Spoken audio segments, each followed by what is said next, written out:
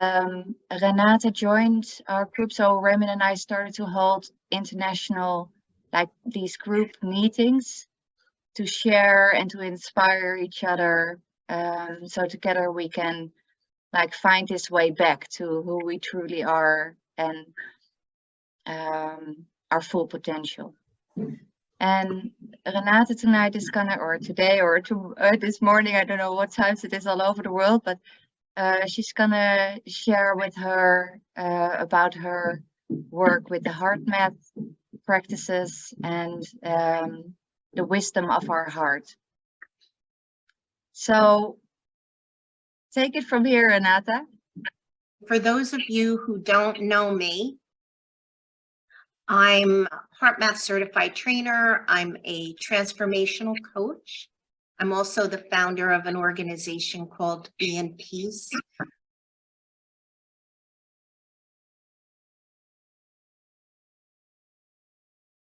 The talk that we're doing today is entitled Seeing with the Heart. And we're going to explore the connections between synchronicity, ESP, and intuition, and how that all relates to heart coherence. And this talk is really about the metaphysics of heart coherence. So we're going to start off with, first thing is an experiential coherence technique. And then we're going to explore the power of the heart and breath. And we're going to look at the connection between synchronicity, ESP, and intuition. We're going to learn about heart coherence and heart resonance and, some of the work that HeartMath does.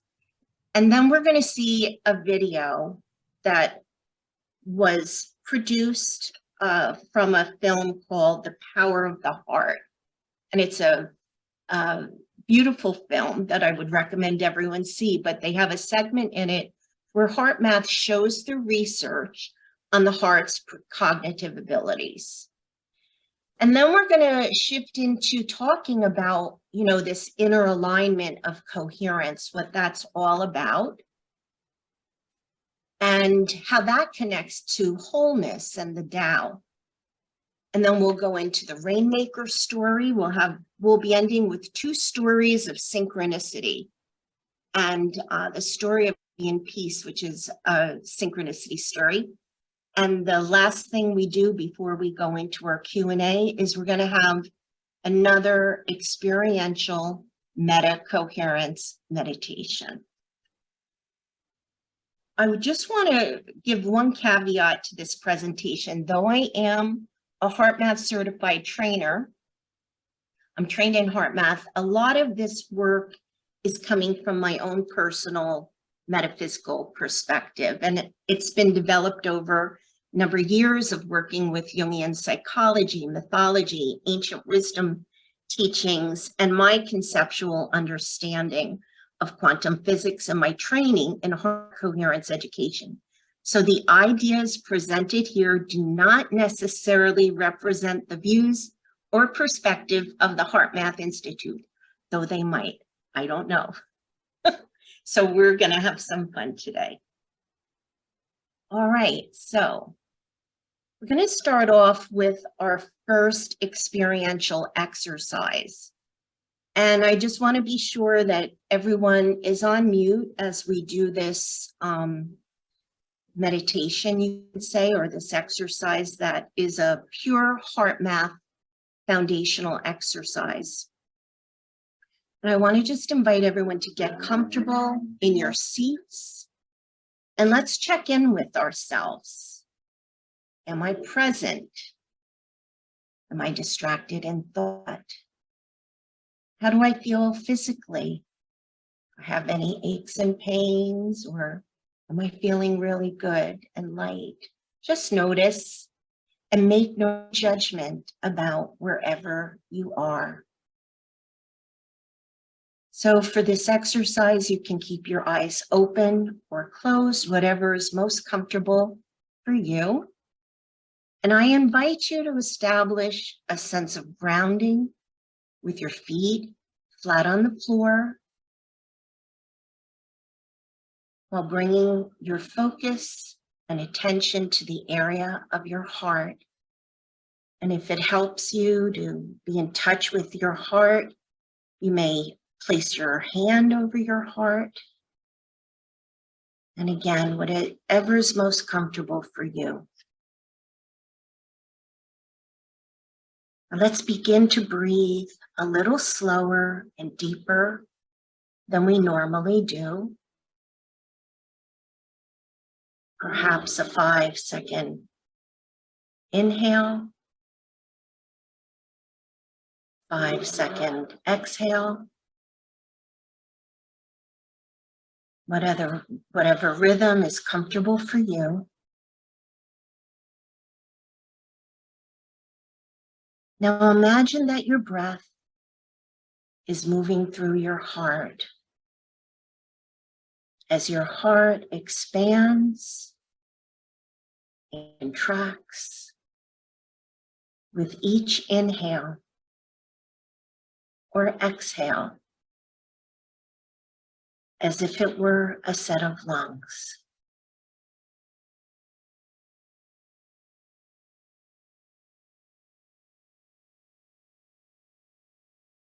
Just let's continue to breathe into our hearts for just a little while longer.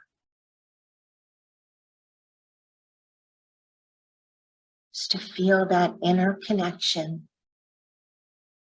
to our hearts and to ourselves.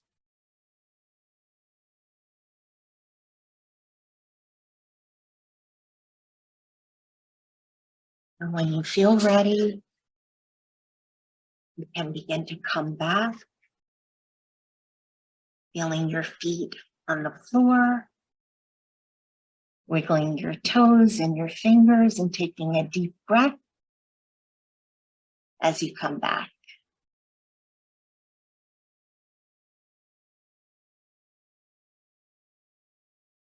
So how was that for you? Did anyone notice a shift? You're welcome to. You did? Mm-hmm. Who was I that? felt lighter. It's Cheryl. I felt lighter. Fabulous. So some people actually have profound experiences. You know, I've had people who was like, wow, that was really deep. And some people don't really feel a shift. And I think a lot depends on, you know, where your baseline is with coherence. But many people actually report relief from pain and anxiety with just this short exercise, but everyone is different. So let's talk about this exercise. So that exercise that we just did is called heart focused breathing, and it's the foundation of all of the HeartMath techniques. And there are 3 basic steps, and you want to, you know, perhaps make note of this, because just by practicing this, it can really help take yourself out of the thinking mind, out of, you know, even out of anxiety, just by bringing your focus and attention to the heart. So those are the first 3 steps. The first step is bring your focus to your heart. The second step is breathing slower and deeper than you normally do. And the third step is to open, to imagine that your breath is flowing through your heart. And that's opening your heart space with that imagination. Now we're going to take a look at what makes heart and breath so key in attaining coherence. Why do we focus on the heart? And as we read, the heart is so much more than an organ that pumps blood. The heart communicates with and influences the brain via the nervous system, hormonal system, and other pathways. So this is the physiological perspective on why we focus on the heart.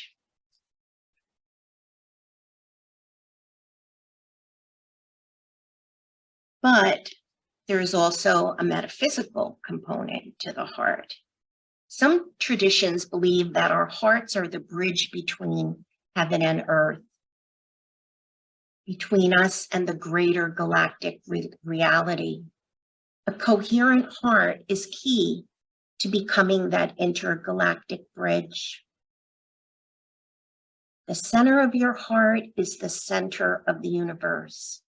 Go to that center and radiate positive vibration for the well-being of humanity. We're going to take a look now at some of the mysteries of the heart that science is able to validate.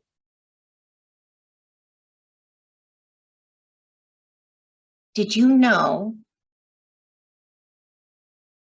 that your heart emits electromagnetic fields that change according to your emotion? This relates to our experience of feeling someone's vibes when they walk into a room. Our bodies can intuit a positive coherent field or a heavy incoherent field. And we're going to learn about what that means when we come to our section on coherence. But those of you who are familiar with the work of Dr. Joe Dispenza may remember what he says about the electromagnetic signal that we emit from our hearts to the greater field. Electro equals our thoughts and intentions, and the magnetic are the emotions that draw like energies, resonances like an antenna.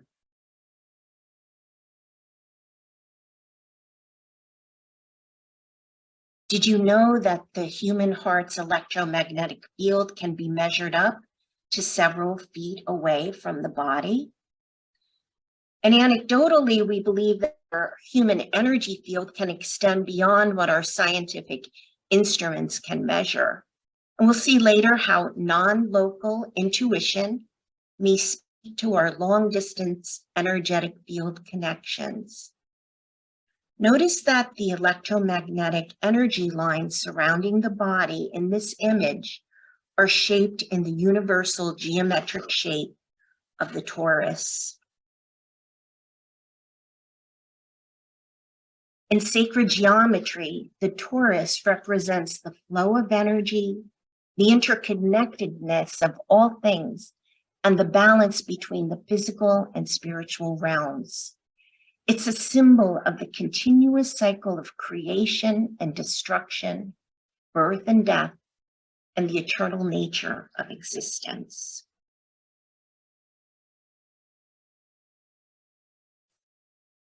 The ancient Egyptians had a myth about the god Anubis. Anubis was the jackal god of death. And when the belief was that when an Egyptian died, they would stand before Anubis, who is holding a scale. And on one side of the scale was a feather, and on the other side of the scale, he would place your heart, and he would weigh it against that feather. And if your heart was found to be heavier than a feather, you could not move on to the next leg of your journey, or you could not ascend to the next dimension. So we are here, basically what this is telling us, we're here to lighten our hearts. Bringing our baseline energy to a coherent state is the best way to lighten our hearts, to ascend to those fourth and fifth dimensions, but doing this before we die.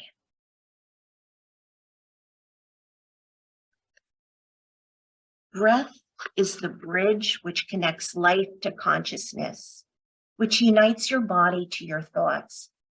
Whenever your mind becomes scattered, use your breath as the means to take hold of your mind again. And that's from Thich Nhat Hanh. And I love this quote because this is how I see the breath used in the heart-focused breathing technique. Our breath connects us to our heart.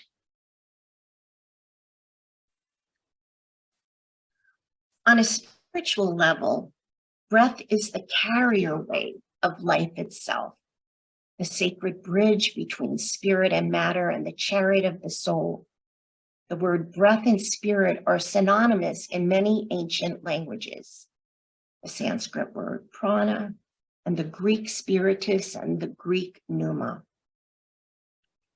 You'll see in the coherence meditation that we do later, how the breath becomes the carrier waves of elevated emotions into our heart space, opening the heart chakra and activating the vagus nerve to sync up our hearts and brains.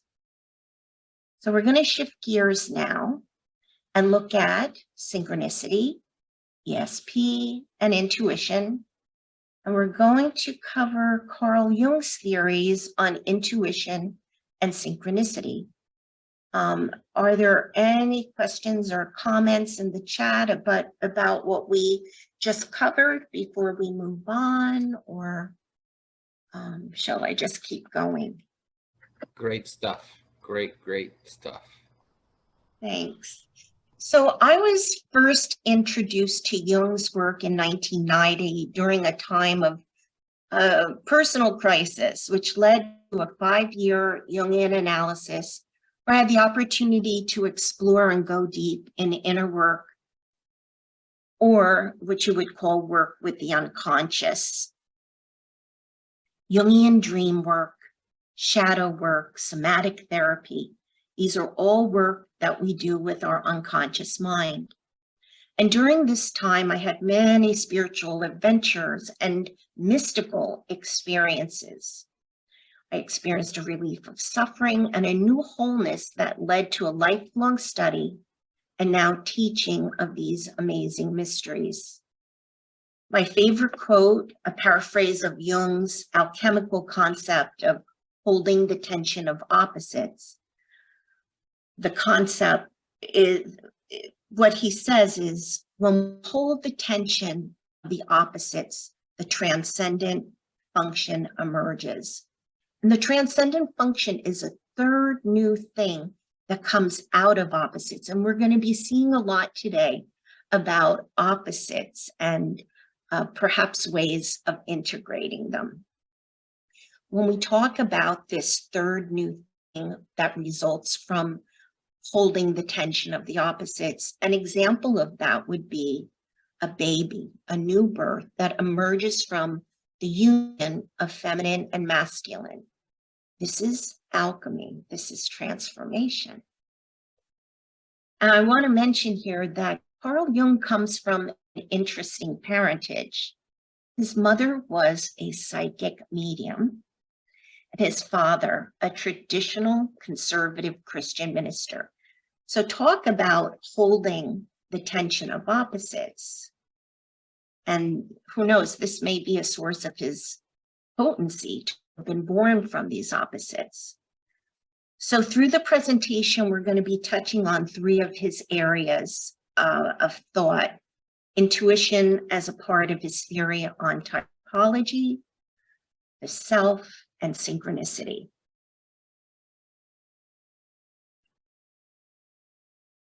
And this is a quote from him. I have defined intuition as a perception via the unconscious. Our subconscious and unconscious minds contain information that is out of our awareness. Perhaps the truth of how we really feel about something, or the feeling sense we have about someone when we meet them, the immediate repulsion or attraction. We have an unconscious or gut feeling sense about that person. With intuition, we don't consciously know how we know something. And we're often unconscious of what we're unconscious of. So intuition, these unconscious feeling senses, help us to perceive into deeper or hidden realities.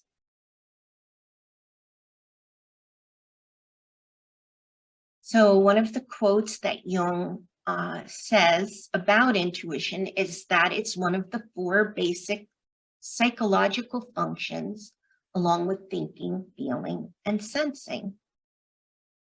And this is an area that I really love. So early on in my Jungian studies, I took the Myers-Briggs type indicator, or known as the MBTI personality test, and discovered that I was typed as an INFJ, predominantly an intuitive feeler. And having spent the early years of my career in corporation dominated by sensation thinkers, which is the opposite type of an intuitive feeler, I often felt insecure, maybe a little intellectually inferior, because I was a non-linear thinker. And that's not always valued in traditional corporate settings, unless you're in a very creative field. But my connection to Jung changed all of that for me when I began to research what it meant to be an intuitive feeler and the gifts I can offer in service to the world, and the strengths that I possess, as do all of us possess gifts. In the midst of my analysis and shift into this self-awareness and self-perception, I moved into a new career, a software implementation consultant for Oracle. And guess what I was hired for? I was hired for my intuitive feeling skills. They needed someone on the team who could supportively communicate with the client in process of learning new software. And my gift was teaching, and it was richly fulfilled in that career, was learning to value my own true nature. Through Jung and that job experience that I began to delve deeply into the ways of and applications of intuition and synchronicity. So I'm going to briefly speak on this topic of intuition and typology. And I want you to first notice on this chart that we have these 4 personality functions in pairs of opposites. Thinking is opposite feeling, and intuition is opposite sensation. According to Jung, the self is an archetype that's driving us to our wholeness, to what he calls our individuation and the fulfillment of our entelechy, our purpose for being. And it's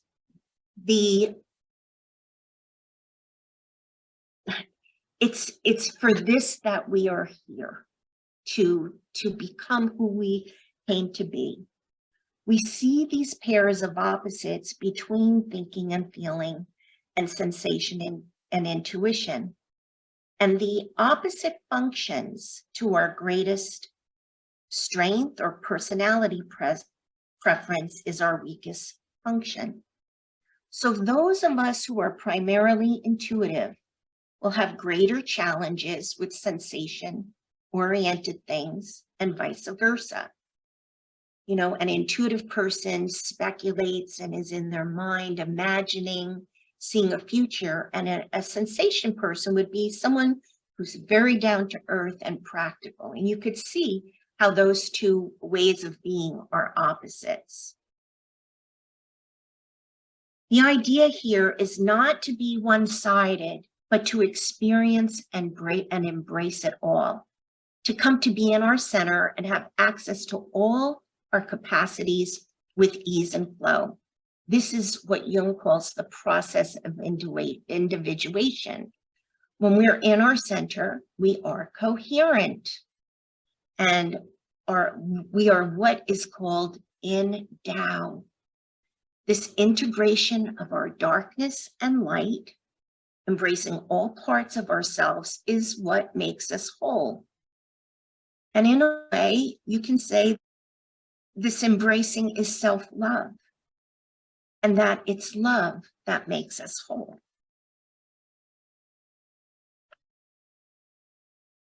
I mentioned the word entelechy earlier, and I want you to think about an acorn that has encoded in its blueprint its potential to become its own unique, mighty oak tree. that highest potential for that oak is called its entelechy.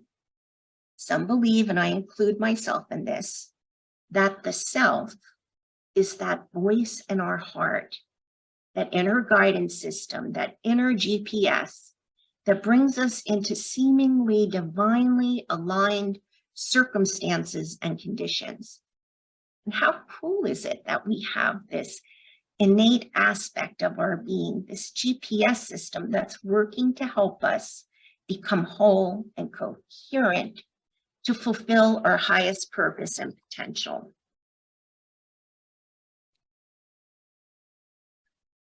Life often feels like a tightrope rope between what our hearts want and what our ego mind wants. It's so much about inner balance. And we're going to see why it's wise to follow the resonant call of our coherent hearts on the journey.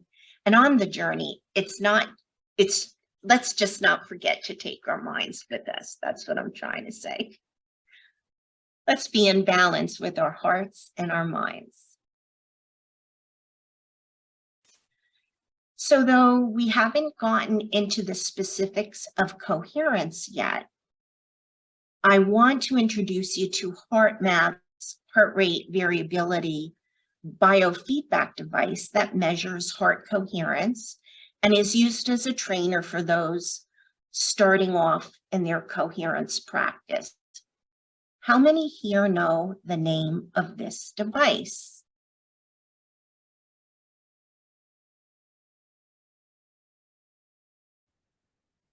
It's called Inner Balance. Now, is that a synchronicity? I think it's kind of cool that this work that has to do with Jung and HeartMath, there's that connection of coming to inner balance.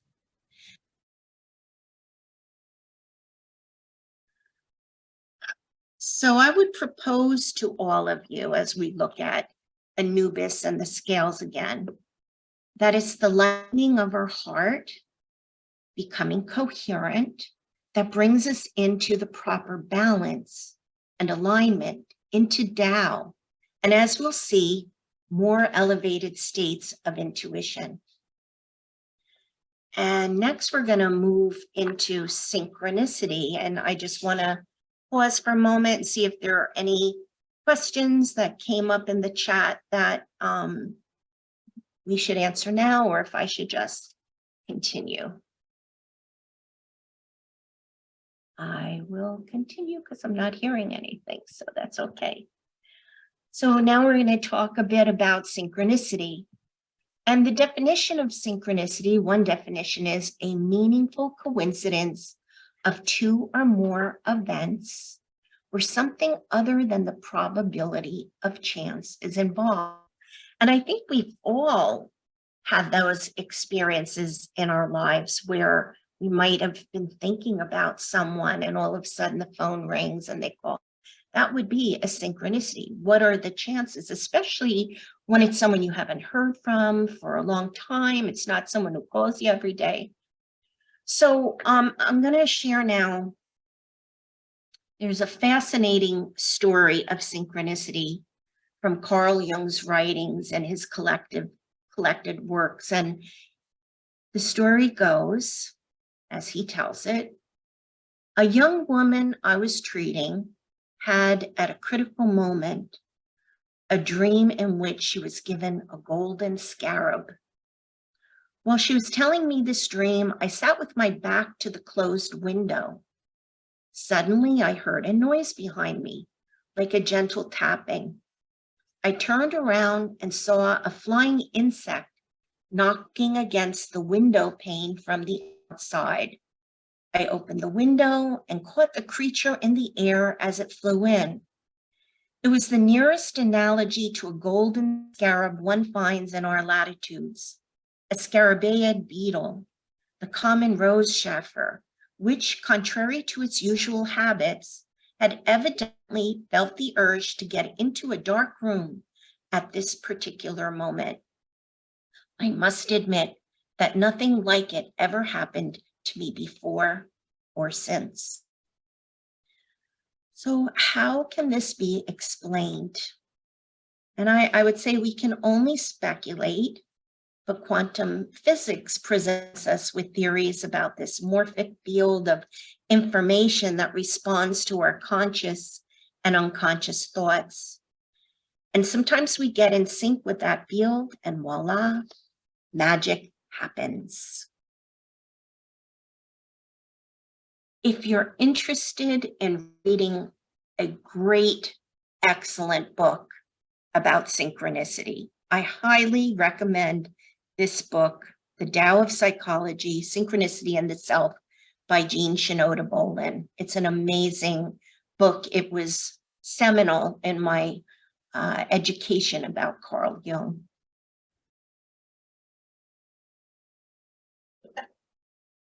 So, when I was a kid, I'll tell you my story here.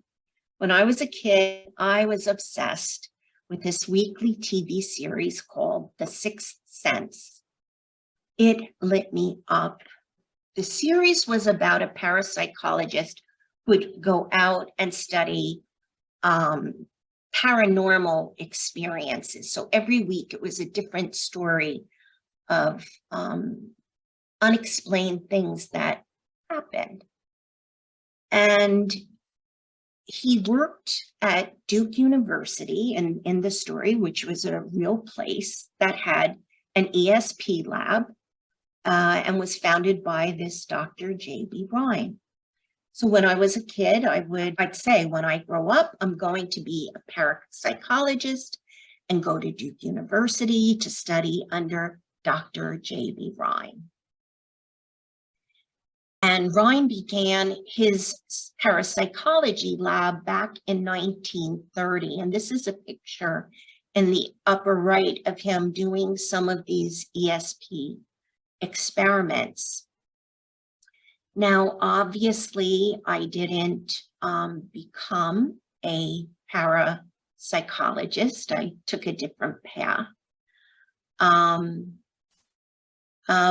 I did have an interesting realization that, to my surprise and delight, in the midst of my Jungian analysis, I discovered that Jung and Rhine had a many-year correspondence between them. They discussed the concepts of ESP, paranormal experience, and synchronicity, and their connection to each other. And both of them, to me, was somehow very comforting and affirming. And what I would soon come to discover is that what may perhaps seem like missed opportunities in our lives, that I didn't become a parapsychologist, they sometimes return to us in mysterious and circuitous ways. I want to share now a little bit about HeartMath's definition of intuition. So HeartMath says intuition is the ability to understand or know something without conscious reasoning. Of the three types of intuition, implicit knowledge, energetic sensitivity, and non-local intuition, HeartMath researchers decided to study non-local intuition. Non-local intuition cannot be explained by past or forgotten knowledge or implicit processes, or by sensing environmental signals or energetic sensitivity. So non-local intuition is distinguished here. Next, we're going to watch an excerpt from the film, The Power of the Heart, which presents the research conducted by the HeartMath Institute on the precognitive abilities of the heart.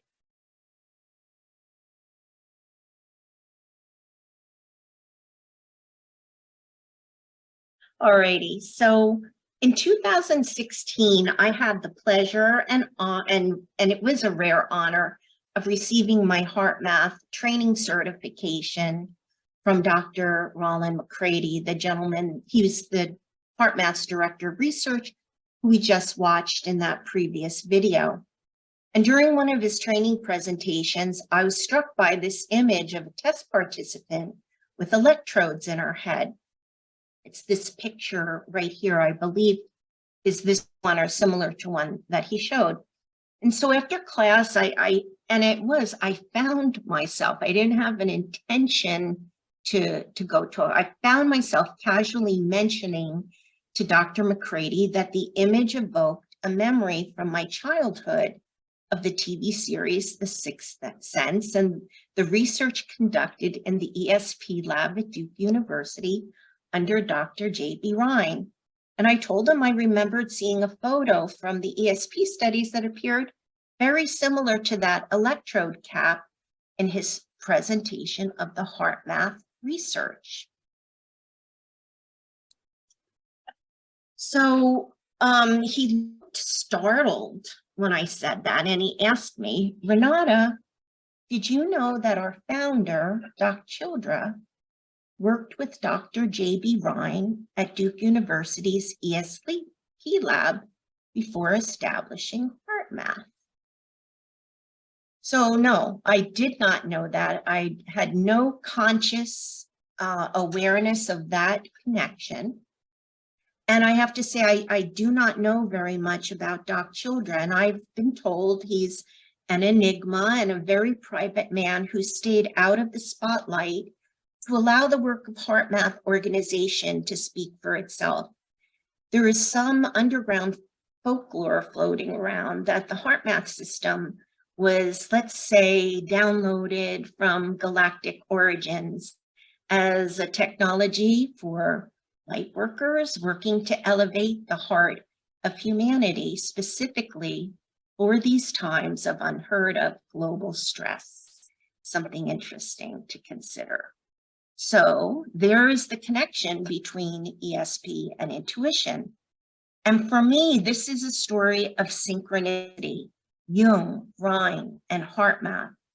What was it that connected me to each of these individuals and organizations, having no prior conscious knowledge of their connection to each other?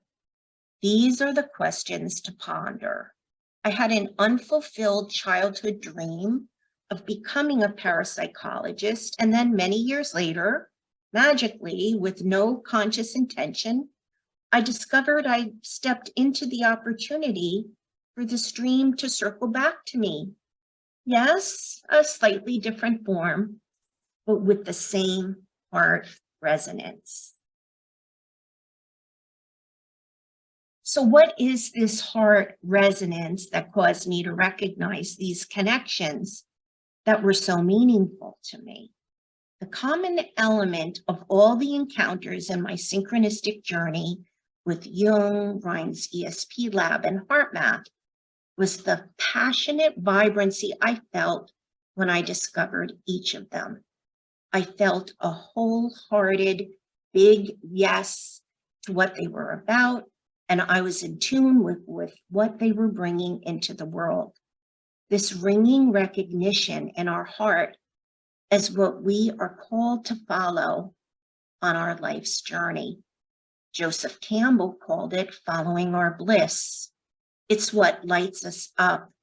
It's our heart's resonance that recognizes and calls us, but unfortunately, sometimes that call is muted by incoherence, not having our hearts open and in sync with our minds. I once had a profound experience of heart resonance.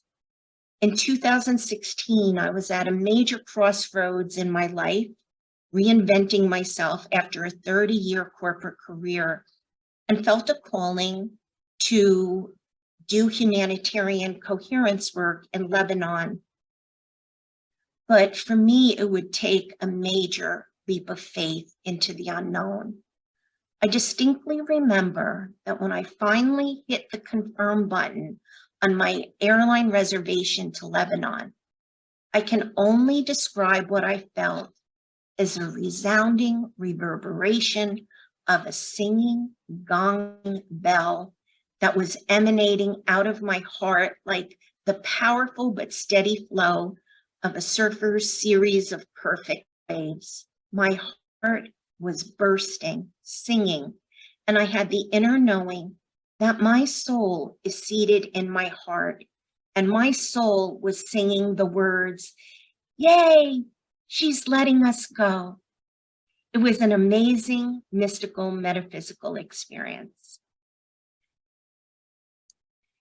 This is a quote from Doc Childra, and what he says is, as we seek intuitive solutions for challenges, it's good to know that our intuition is muffled when we approach it from our desperate mind, but it flows freely through a calm and open heart.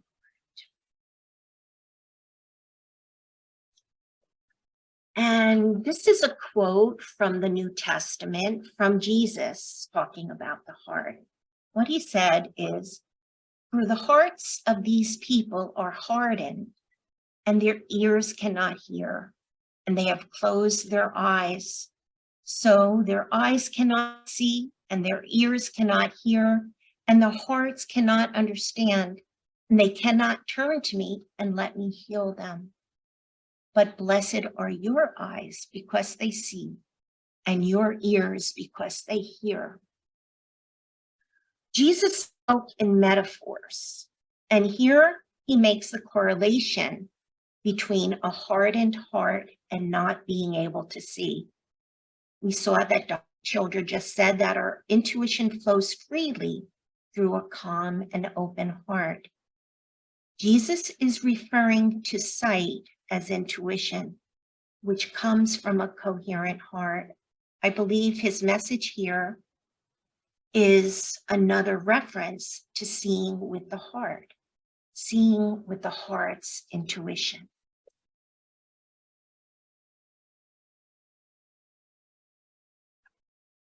Synchronicity is an ever-present reality for those who have eyes to see it. And that's from Carl Jung. And I want to say that when I'm in synchronicity, which I experience, it's never a constant, steady life is one big, we go in and out of it. It's always there, but, maybe there are some who are in that dimension all the time. But when I am there, I'm always getting messages from, like, for example, animal totems, and I see signs and symbols everywhere. And I see it as the universe's way of telling me that I'm in sync and that I'm on the right path, on that breadcrumb trail, as I follow my true heart's path and allowing the path to unfold beneath my feet. And a funny thing, when I was designing the cover from my talk today, using this image of the eye and the hummingbird, this image of the hummingbird came across my Facebook news feed. And my Facebook news feed is like my own personal oracle, because so many of the messages that I need to hear synchronistically just show up when I need them. And I had an immediate resonance with this image of the eye, even though it didn't exactly speak to seeing with the heart. But I went with my resonance instead of logic. And then later, when I looked up the animal totem for hummingbird, here's what it said. Overall, hummingbird as a spirit animal represents flexibility, resilience, our ability to accept and implement change, lightheartedness, and joy. Other associations shared by these light workers include remaining present, freedom, awakening, happiness, and hope, a lightness of spirit, quick responses, reversing melancholy, tirelessness, and fortitude. And so when we come later to our upcoming portion of the talk on coherence, I think you're going to find some interesting correlations between hummingbirds and coherence. So when you shift your vibration to a new frequency, the universe raises to match the frequency. And when they meet, it's called synchronicity. Synchronicity, a wink from the universe. So this is the last bit on synchronicity as we move now on to HeartMath's research and on coherence and intuition. So earlier in HeartMath's definition of intuition that I read, we touched on 3 types of intuition and about HeartMath's research on non-local intuition, which we saw in that video.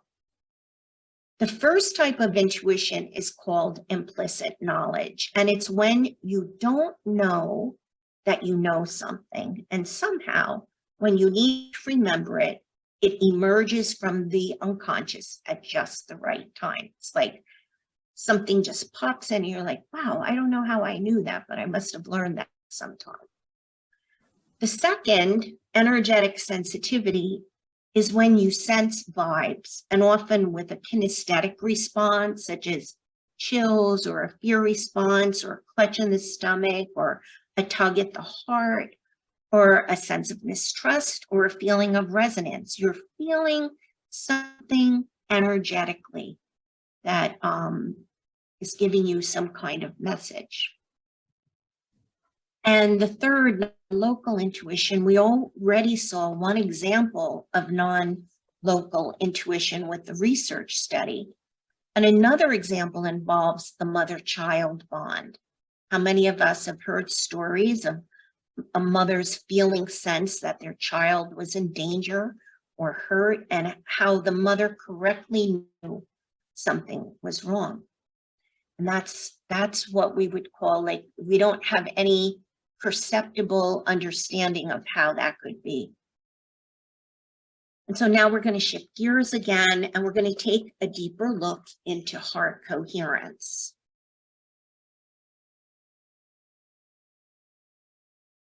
So, a state in which the heart, mind, and emotions are synchronized in energetic alignment and cooperation.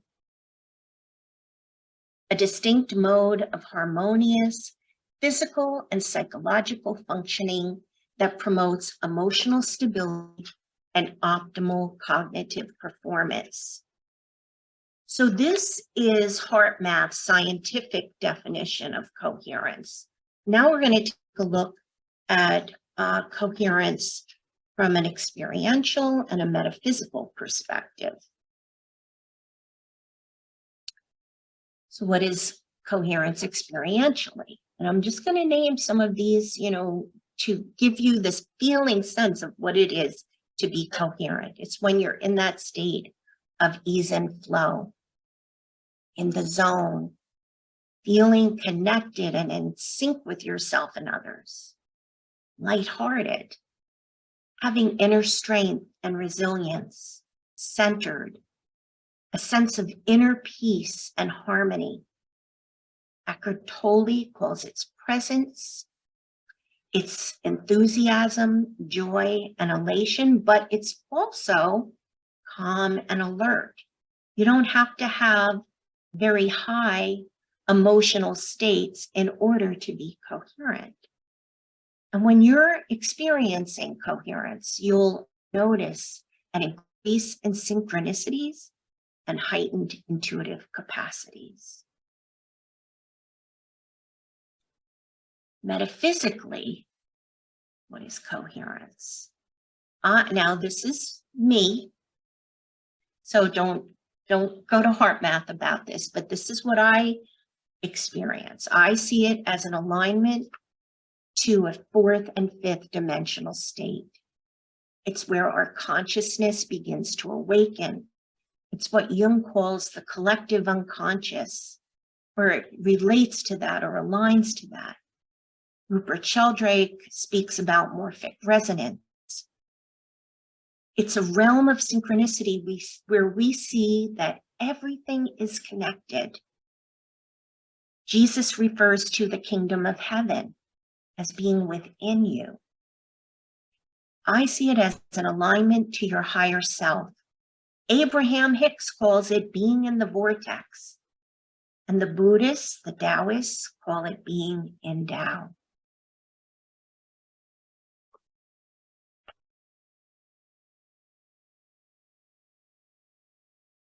It's the heart and mind connected, in sync, in alignment, on the same wavelength. It's when your heart becomes your best friend. And so the question that came up is, how do we get into that state? And what I would like to say is that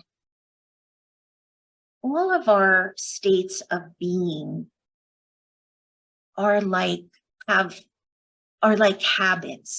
We talk about wiring our brains, and we talk about baseline. Certain people who have been conditioned in their lives with drama and trauma and negativity, you'll find that they may have a standard baseline that's very low.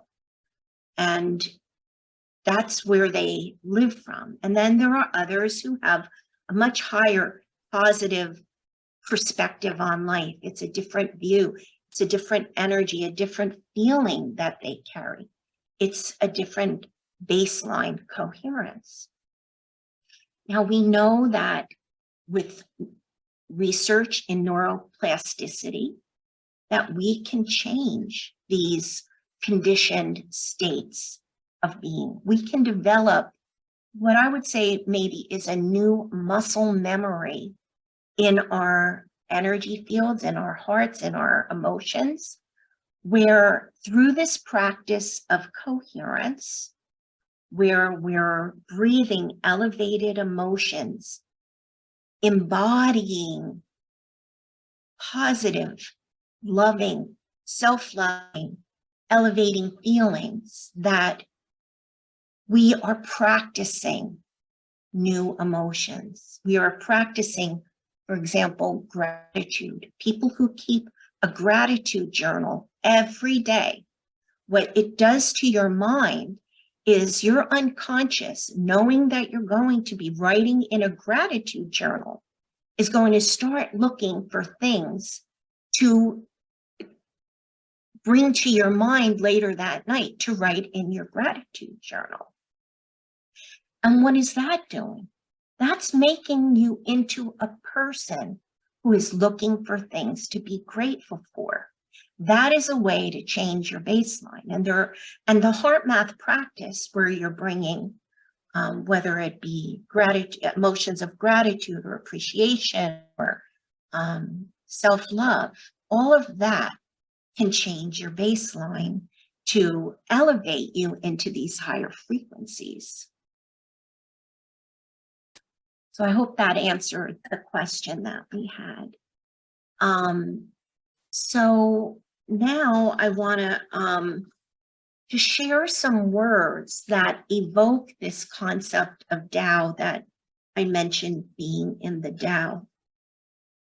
And some of the words are the middle way, balance, non-dual, and both, shadow integration, wholeness, hold the tension of opposites, which we've talked about, allowing for paradox, non-attachment, witness consciousness, higher self-consciousness, and coherence. These are some of the words that evoke the Tao. And the quote under the image of the Tao, or the yin-yang symbol, reads, "The Tao that can be told is not the eternal Tao. The name that can be named is not the eternal name." And it's from the Tao Te Ching, an ancient Chinese book of wisdom on the art of living from a Taoist perspective. Taoism holds that humans and animals should live in balance and harmony with the Tao, or the universe. To be in Tao is to be in balance and harmony. It's to be coherent. And this is where we see that the light is in the dark and the dark is in the light.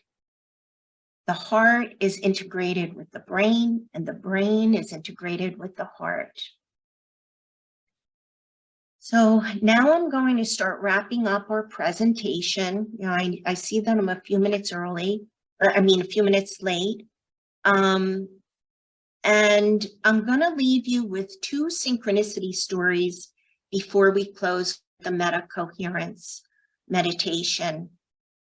And then following that, we'll open up for our Q&A section.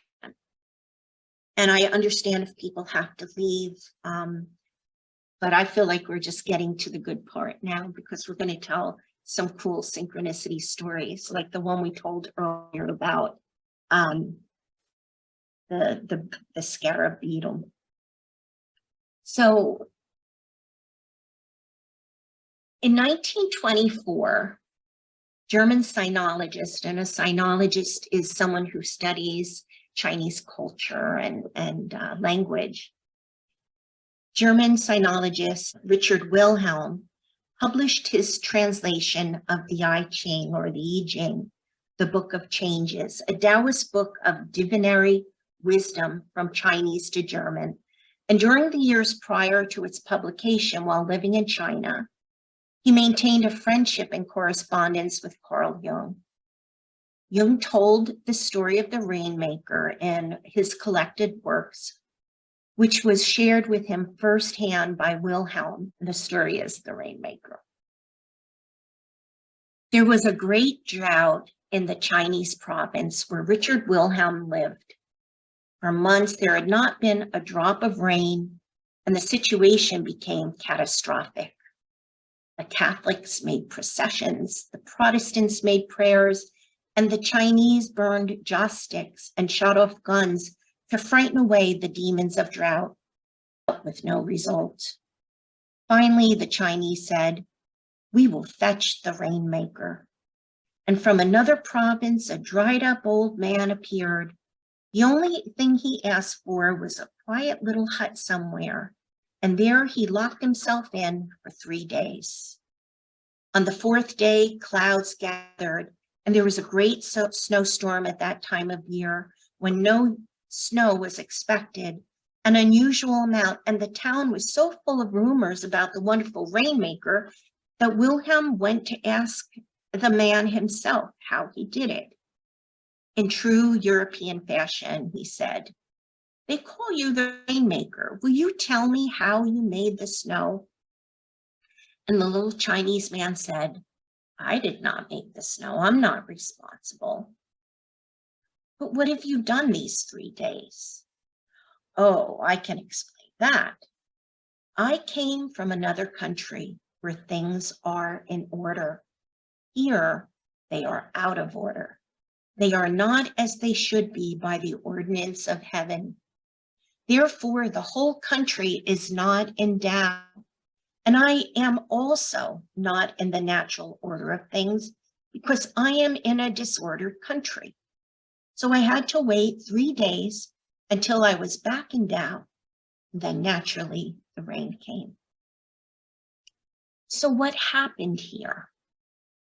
What I believe is that for those 3 days, the old shaman was aligning himself in heart coherence.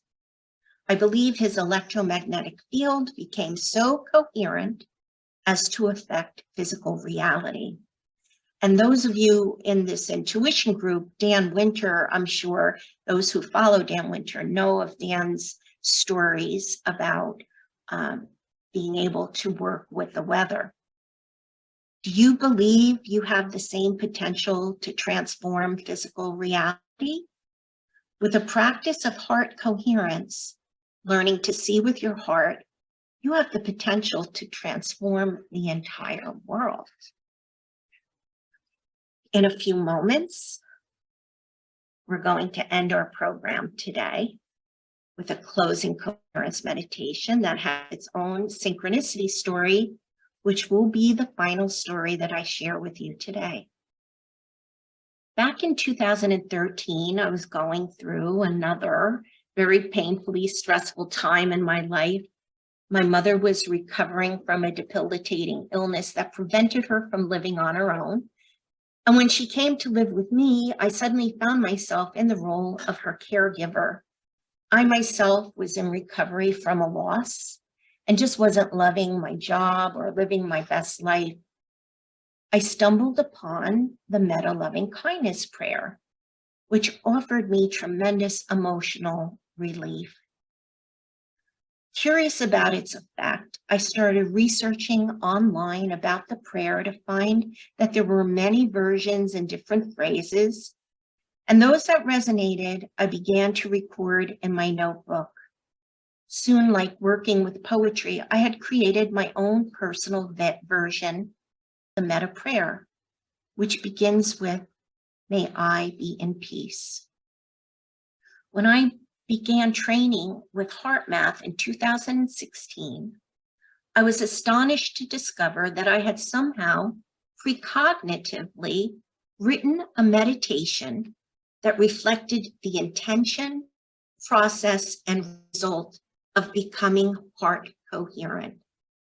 Wow, how did that happen? I intuit that there was some unconscious part of me that resonated with the HeartMath coherence process and wanted to express itself as a way for me to heal. Then in early 2017, I traveled to Lebanon to volunteer and co-develop an elder coherence support program with humanitarian trauma therapist Maj Kamal-Maz, who was using HeartMath coherence techniques to help Syrian refugees traumatized by the Syrian war. During my stay, I learned that his moniker, his email address, and his catchphrase were, "Be in peace." Another synchronicity to the opening words of what has evolved into the Metta coherence meditation. Sadly, in 2017, a month following my return from Lebanon, we received the heartbreaking news that Maj Kamal-Maz went missing in Syria, abruptly ending the existing and future plans we had made together to help bring ease to refugees suffering with trauma. Though it's been a challenging few years, I'm very proud to announce that last month, 3 of his former colleagues and I received our 501c3 tax-exempt status for Be in Peace, the nonprofit charity organization we formed in his honor to continue his peace work. Our logo's words are written in both English and Arabic, with the word salam, a nod to his work for peace in the Middle East. I invite you to visit our website, beinpeace.org, and learn the story and amazing legacy of Maj Kamal-Maz and the heart coherence trauma relief work we are endeavoring to bring into this world. And with that, let's now align ourselves for our Metta heart coherence meditation. So I'm going to invite you all to get settled in your seat with your feet placed firmly on the ground. And you'll notice that we're going to start off with our heart-focused breathing. And once we have done our heart-focused breathing, we're going to use this Metta prayer as the elevated emotions that we're going to breathe into our hearts. And I'm going to do 3 rounds of this. So I want you to just relax, come into your heart, and take in the emotions and the feelings and the vibrations of these words. So let's bring our focus and attention now to the area of our heart as we begin to breathe a little slower and deeper than we normally do. Perhaps a 5-second breath in and a 5-second breath out. Imagining that our breath is moving through our heart as our heart expands and contracts with each inhale and exhale, as if it were a set of lungs.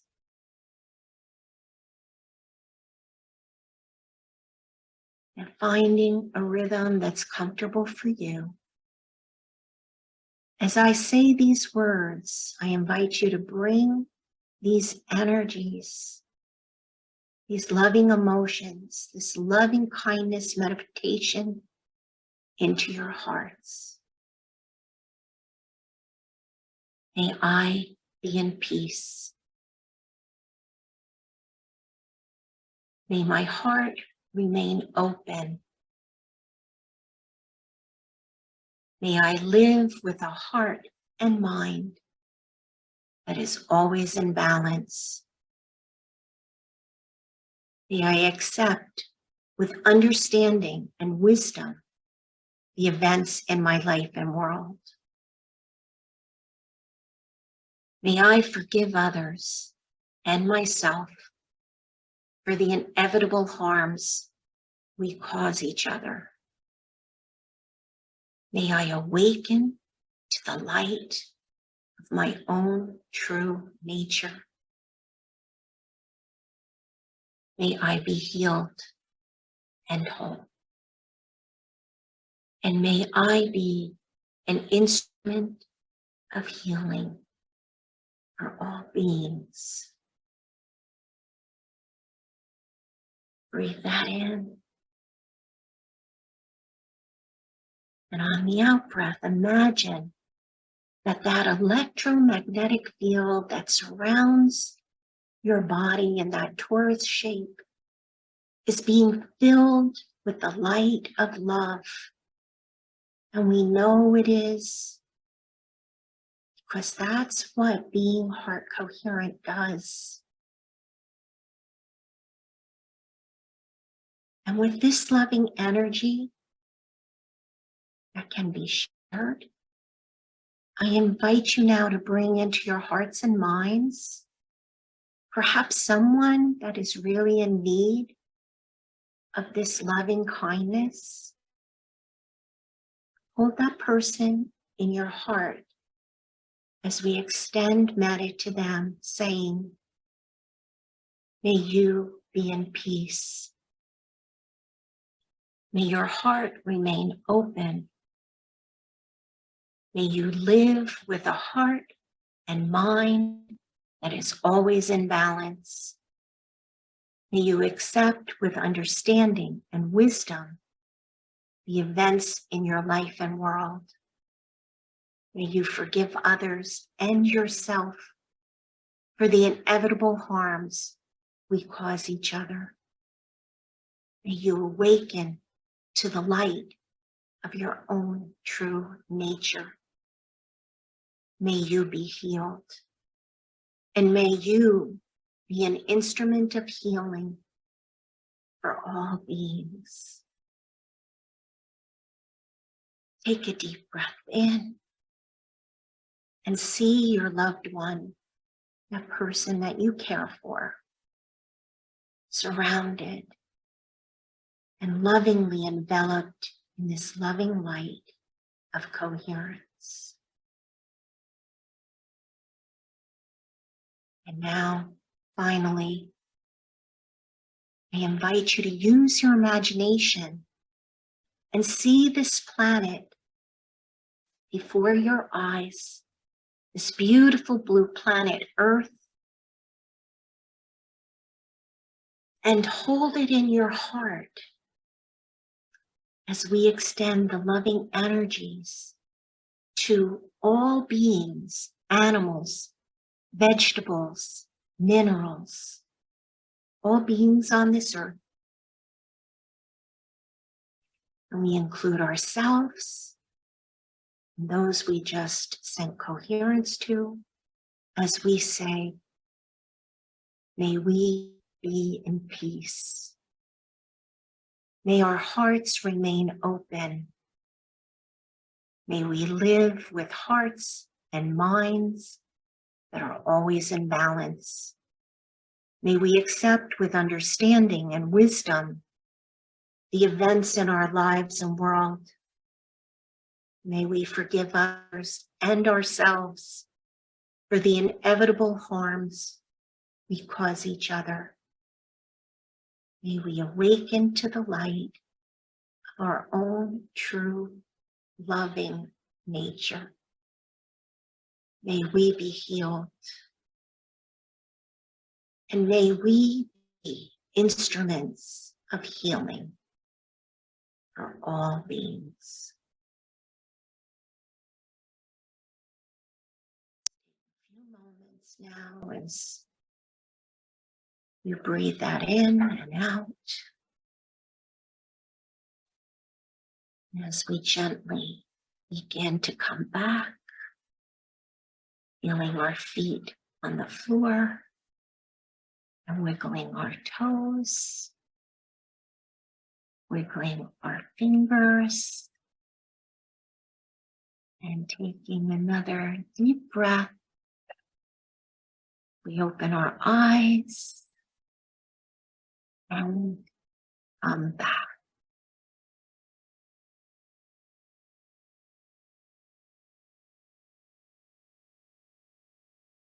That was so profound, Renata. Thank you.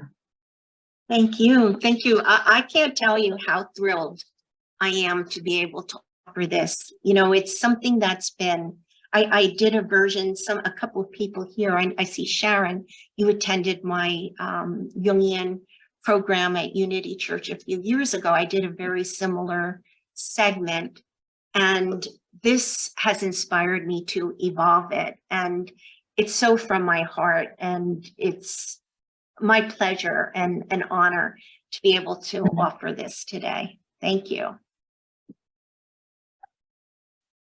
I see Sharon has her hand up. Sharon, please share. Yeah, thank you, Renata. This was such a greatly needed thing for me. My question is, last week I was down in your area in Palm Beach, and I was visiting with my son. A few days before I was to leave, I had just this overwhelming intuition that I should not go, that this was not going to be a good thing. I did go. I was told I really had to go, so I went, and there was a couple of days of good, and then it just went downhill. I feel that I am intuitive. I pick up on other people's energy right away.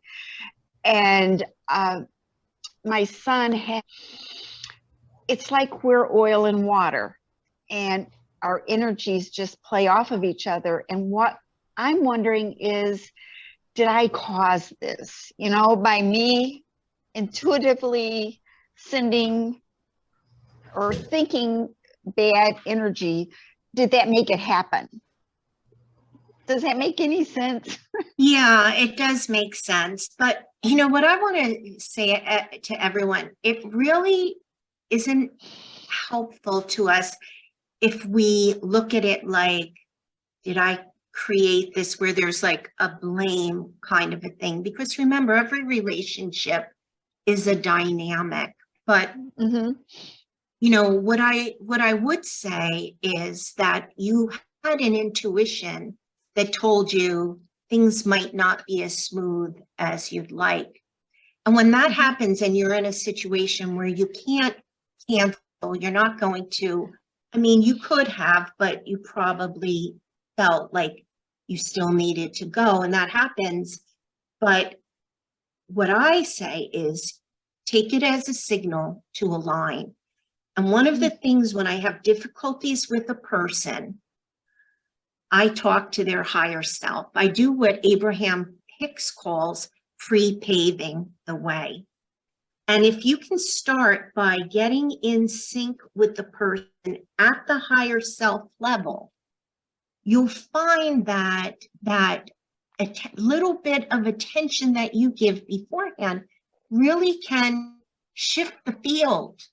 It can transform things, and it will also have you take away any negative projection you may be putting on your son that you may not even be conscious of. When you deal at that higher self level, there is no blame. There is no, none of this stuff. Thank you for those words. Thank you. Yeah, I will you're pave the welcome. way. If there is a next time, I will pave the way as best I can. Thank you. Okay, great. Nishama. Namaskar, thank you.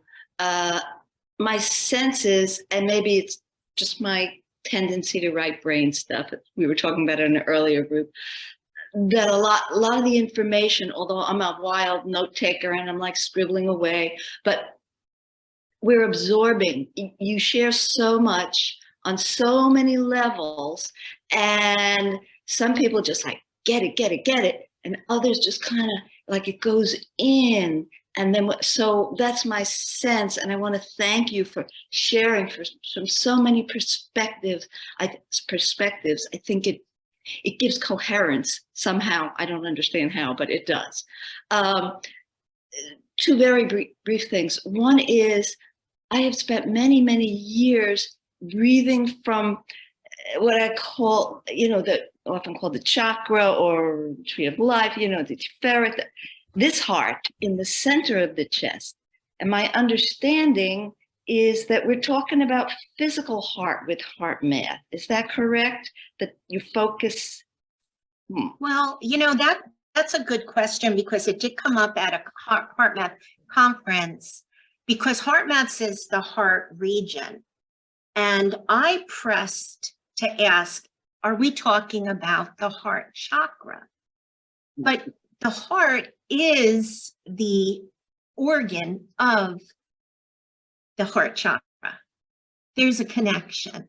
So it's not either or, it's and both. So that's what I would say. Yeah. Just one very brief thing. I work as a psychotherapist, and I had an office with a window, and for years it just seemed like when either client was having a breakthrough or a seeming breakdown, this cardinal, or maybe there's a family of them, I don't know, knocking at the window, like over and over and over till I couldn't ignore it. I was like, no, it's coincidence. No. Then, because I don't have that office anymore and I just borrow an office for occasional clients, again, the other day, there's the cardinal again. And this time, it has a lot of symbology, cardinals, but this one, somebody who's dealing with the death of a deep loved one. And another one who is going through maybe I'm going to divorce after 20 years, yikes, like a death thing, cardinal. So these, like when you were talking about the Scarab and Jung, it was like, oh my gosh, I think birds, animals come to us in so many ways. I'm sure there's a million stories here. That would be a fun thing for another time for people to share. Yeah, I think, we know about animal totems and indigenous people who are more coherent and more in tune with the earth. They use those as signs and symbols to give them guidance, and because there is a resonance between us and the outer world. And so the animals will show up to help balance and give us a message. It's really remarkable, but I always pay attention when I'm coherent or, in synchronicity aligned, I do notice if I see an animal crossing my path, something like that, I'll say, oh, I got to check out what that means. There might be a message here for me. So, yeah, it's cool. Thanks, Nishama. So, Renata, would you say that probably a good way to protect yourself from being in that judgmental type of perception on situations, people, stuff like that, would be to try to have that curious, playful mind of trying to, understand new things, like you said, that beginner's mind, and then having the compassion along with that understanding?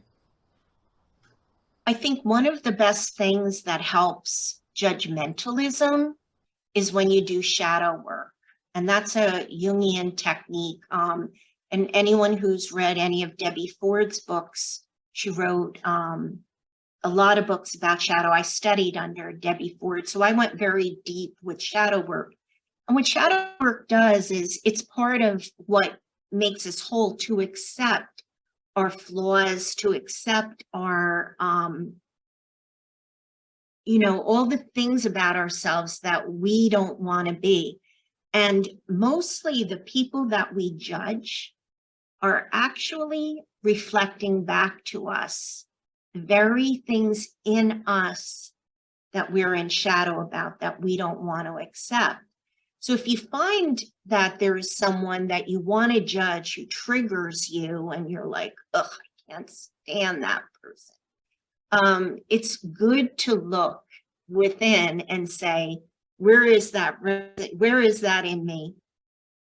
And you know, the shadow work is that when you can embrace yourself and your flaws and work with whatever it is that you're rejecting in yourself, the other person, when you can come and to accept yourself and love yourself, you're not going to be so judgmental of the other person because you understand where that person's coming from. If you're in denial about the things about others that you yourself have, you're never going to be able to make that leap to say, ah, me too.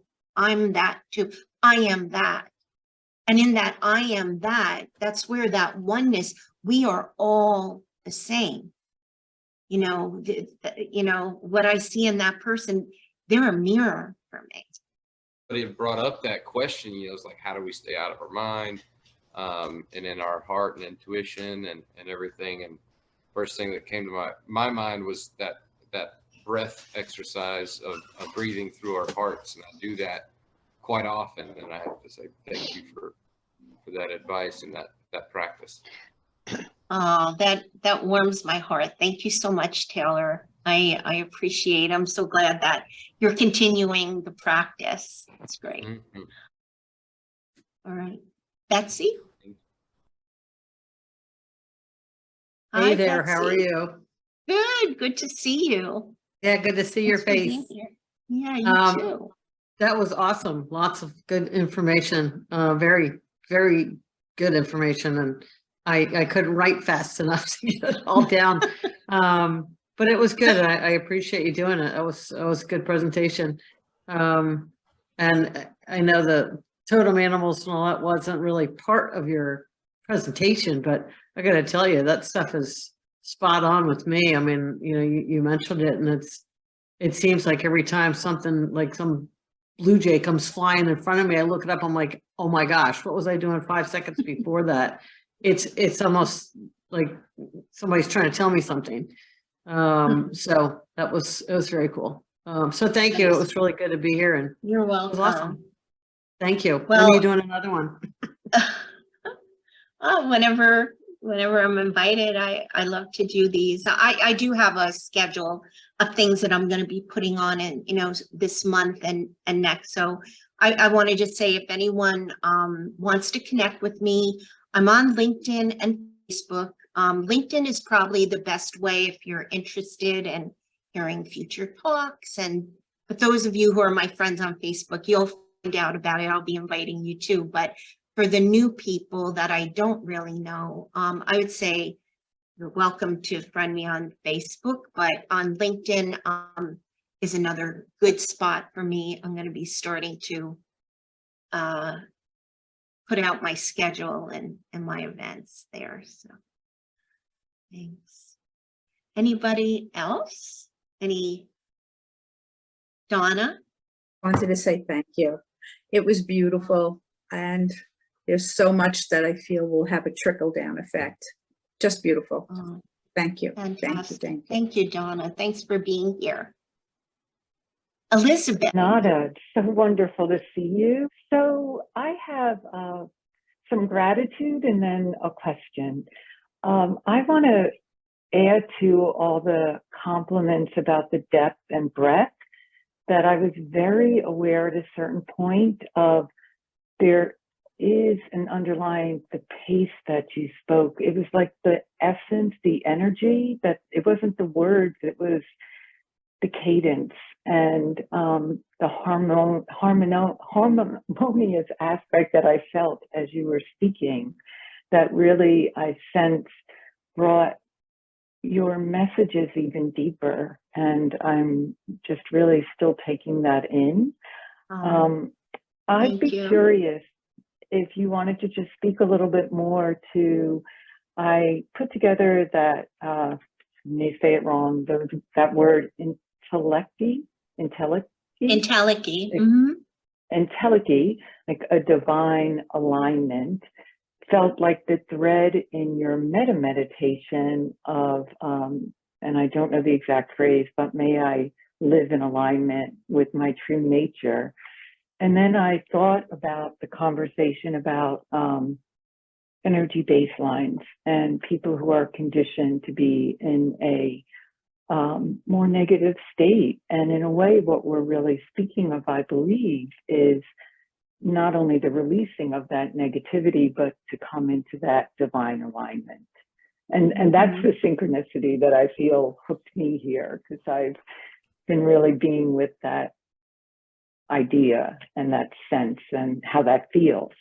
And here you are, and here I am with you. So thank you so very much. Thank you. That was good. Did you have a question about that, or about Entelechy, or do you?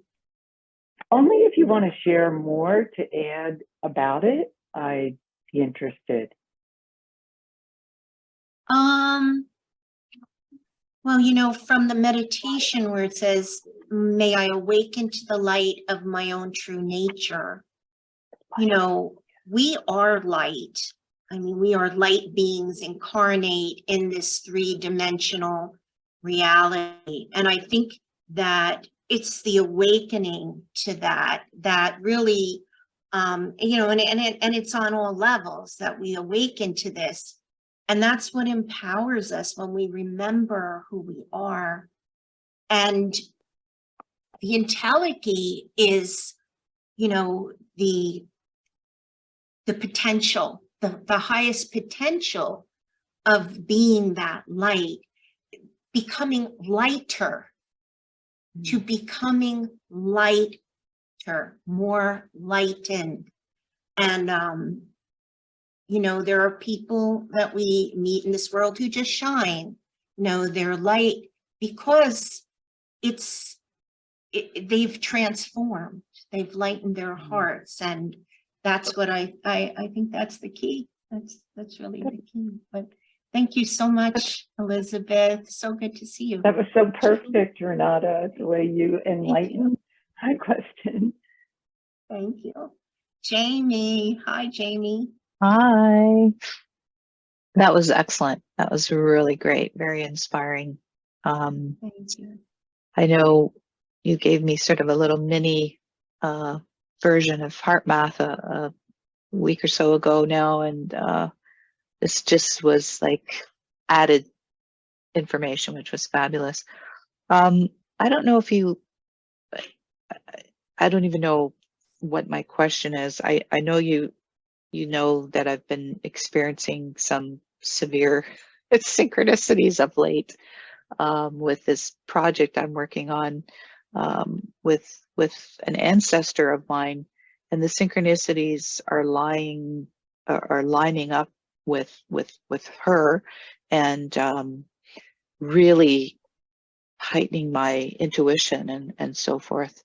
And I wonder if there's any connection to that in general. I know you and I were just speaking about it, but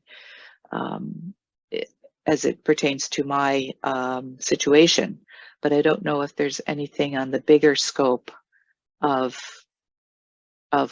heart coherence with someone who has passed, or, you know, some other entity that is traveling around the spheres, you know.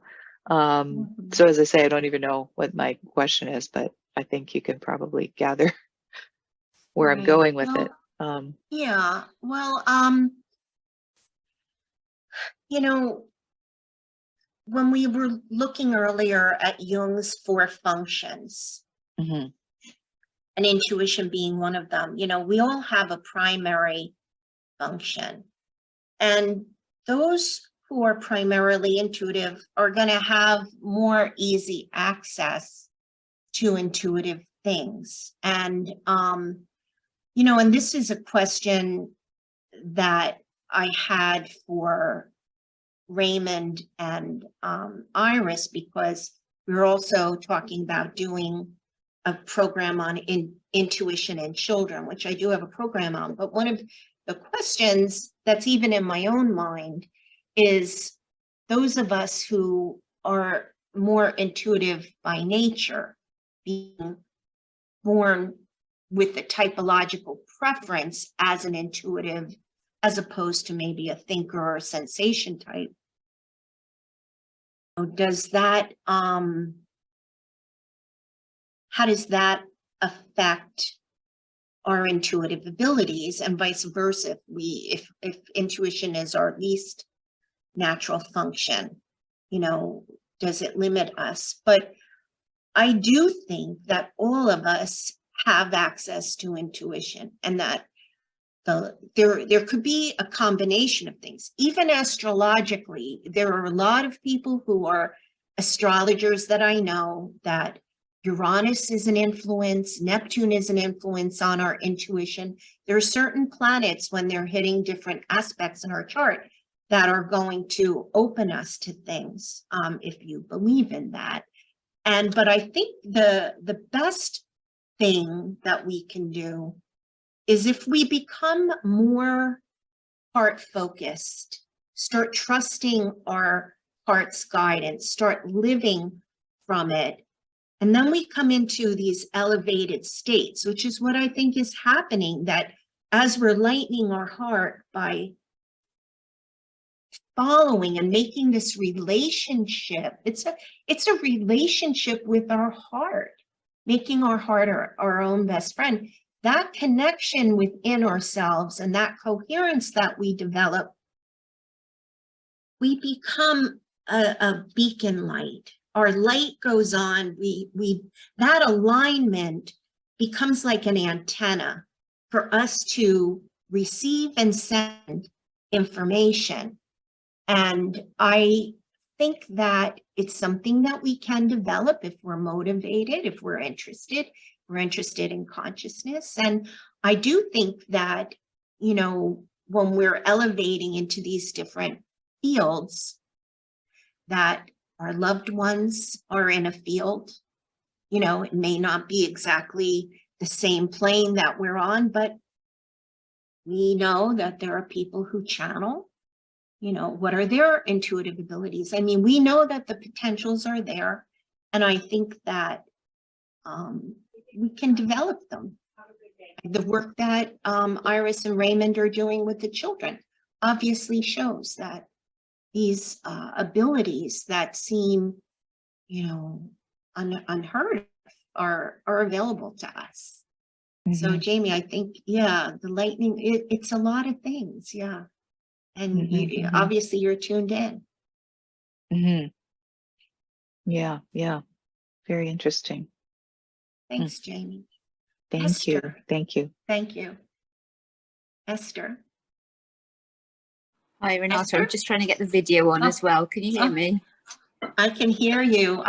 Esther Hamilton is the president of our nonprofit organization, Be in Peace. She also worked with Maj Kamal Maz in, it was Kosovo, right, Esther? That's right, Renata, that's right. Yes, Apologies, yes.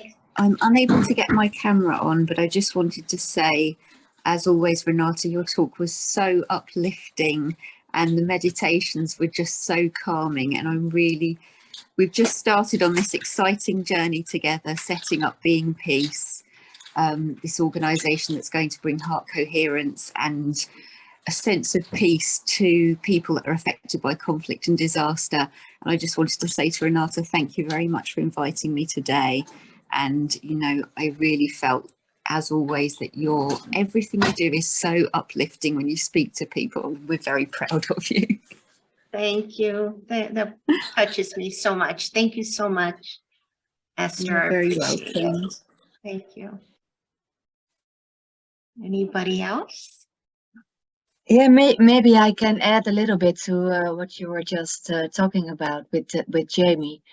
Yes. I truly feel and come to see that intuition is our nature. It's who we are. It's there for everybody, and we are all born with it. And it's exactly what you say. You know, there was so much in your presentation that I recognize and also teach to the parents or the teachers that also want to work with the children. It's when that's what needed for us as somebody that guides another to find or refine their fine energetic abilities. We have to be coherent and Absolutely. present. Yeah. Absolutely. Yes. That's what my And other presentation is about, you know, that with children, especially if the mom or the teacher is not coherent, that child is going to have a very difficult time becoming coherent yes. on their own. Yeah. And it works on so many levels. Yes. Absolutely. Yeah. Yeah. Yeah, there are a couple of things that popped up in my mind. Maybe it's too much for now, but I so agree with what you say that lightening your heart literally enlightens us. And in such an extent that when we can feel gratitude and peace in our hearts, our brain waves go into a higher state, which means the vibration is higher, which means there's more energy in a second if you put it in hertz. So literally we can hold more information, more light in our being when we are in those elevated states of coherence. And what makes the research with Dan Winter and Patrick Botti so beautiful, what it shows is in that state, we literally have phi ratios in our brainwaves and octave ratios. So this is this universal sacred geometry of wholeness that shows in our being. We generate it. And when we are more dense or more fearful or angry,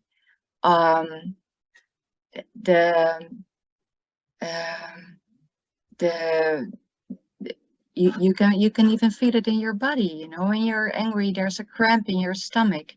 You are tightened, and your focus gets more narrowed. You cannot see broad because your vision is literally less wide. Yeah. It was so beautiful. It's so beautiful to hear you in your words and from your experience and your background, giving such beautiful new angles to the same things that I start to see and experience, and it all comes together. This is what makes it so beautiful. There are so many angles that lead us to this middle narrow path of balance. Yes. And I think all the different expressions help to resonate in a deeper way. So thank you so much for this beautiful talk and sharing. I see that Betsy has her hand up, and someone named Sandra just popped up a question, but I'm going to take Betsy. Betsy, or Yep.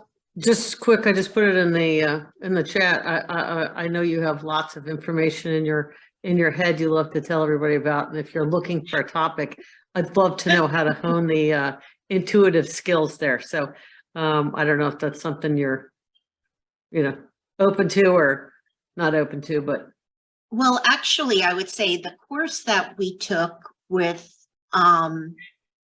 Iris and Raymond, because that's where I met this group from this course. Raymond was sending us out all these practices on it, specifically for intuition and elevating, and there were actually a lot of spiritual practices like alternate nose breathing. Now, you, Betsy, I know you through Dr. Joe Dispenza work, and Dr. Joe is very big on intuition too. And I would say that the, what is it that he calls it when it's close in and close out, the, you know, the narrow focus and then the broader. Yeah, the divergent, convergent, Divergent. Yeah, and those are things that really, you know, those types of techniques, you know, when it comes to like HeartMath, you know, just the idea of elevating, you know, getting coherent and lightening up and perceiving, you know, sometimes we want to see things in black and white. As we become more intuitive, things go a little more gray. It's not so sharply defined, and you almost have to kind of look at things with, you know, a different kind of eye, like a softer eye. But you and I we could have a conversation about this. Call me. We should. We'll talk. Okay, Yeah, sounds call me. good. Thank All you, right. thank you. You're Thanks, awesome. Betsy. Okay, thank you. Sandra. Yes, good evening. Can you hear me? Yes, yes, Yes. welcome. Oh, thank you. Thank you. This is the first time that I've heard you speak, and it was really wonderful. So I thank you for that. I guess my question is, it's more an observation and then a question. I've noticed the last few years, in the midst of this chaos that humanity has been thrown into, to put it this way, that there have been more people, or perhaps I've encountered more people who seem to have more of a closer to their intuition, to be more coherent in their heart, as you would say. And I find that quite interesting. And perhaps it's because I myself have become more in tune with my intuition that I tend to meet these kinds of people. However, it's kind of struck me that I seem to encounter more people who are more in balance in the midst of this chaos, if we could say that. Is this something that you've also witnessed, or do you have an explanation for this? Thank you. Yeah, that's really a great point. You know, I do believe in this idea of resonance, you know, that, and also it's kind of connected to law of attraction, you know, like attracts like.